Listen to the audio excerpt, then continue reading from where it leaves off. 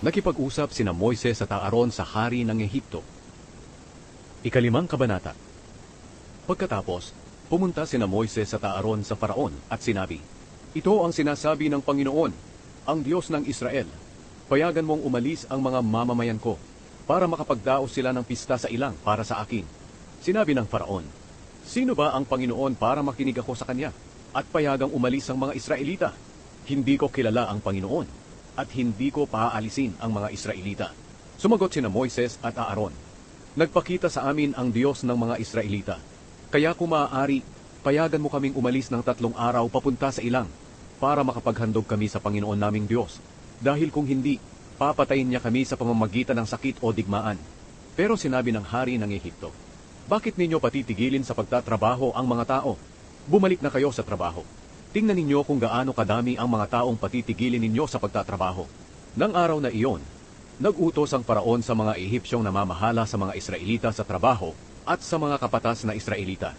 Sinabi niya, "Hindi na kayo magbibigay sa mga trabahador ng mga dayaming gagamitin sa paggawa ng tisa, kundi sila na mismo ang maghahanap nito. Pero kailangan ganoon pa rin kadaming tisa ang gagawin nila. Mga tamad sila.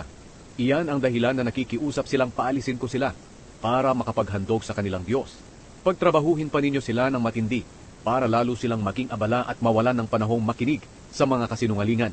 Kaya pinuntahan nila ang mga Israelita at sinabi, "Nagutos ang Faraon na hindi na namin kayo bibigyan ng dayami. Kayo na ang maghahanap nito kahit saan. Pero ganoon pa rin kadaming tisa ang gagawin ninyo." Kaya kumalat ang mga Israelita sa buong Ehipto sa pangunguha ng dayami. Pinagmamadali sila ng mga namamahala sa kanila at sinasabi, "Dapat ganoon pa rin kadaming tisa ang gagawin ninyo bawat araw, kagaya ng ginagawa ninyo noong binibigyan pa kayo ng dayami." Pagkatapos, hinagupit nila ang mga kapatas na Israelita at tinanong, "Bakit hindi ninyo nagawa kahapon at ngayon ang dating bilang ng mga tisang ipinapagawa sa inyo, kagaya ng ginagawa ninyo noon?" Kaya pumunta ang mga kapatas sa Faraon at nagreklamo, "Bakit ganito ang trato nyo sa amin na inyong mga lingkod? Hindi kami binibigyan ng dayami, pero pinipilit kaming gumawa ng ganoon pa rin kadaming tisa. Binubugbog pa kami, gayong ang mga tauhan ninyo ang mali." Sinabi ng Faraon, "Napakatatamad ninyo. Iyan ang dahilan kung bakit nakikiusap kayong paalisin ko kayo, para makapaghandog kayo sa Panginoon. Bumalik na kayo sa mga trabaho nyo. Hindi kayo bibigyan ng dayami, pero ganoon pa rin kadaming tisa ang gagawin ninyo."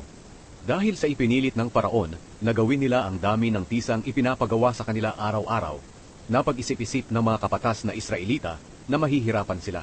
Pagkagaling nila sa Faraon, nakita nila sina Moises at Aaron na naghihintay sa kanila.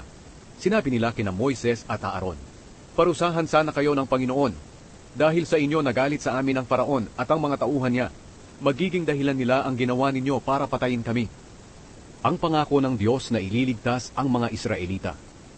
Bumalik si Moises sa Panginoon at nanalangin, "O Panginoon, bakit niyo po pinahihirapan ang inyong mga mamamayan?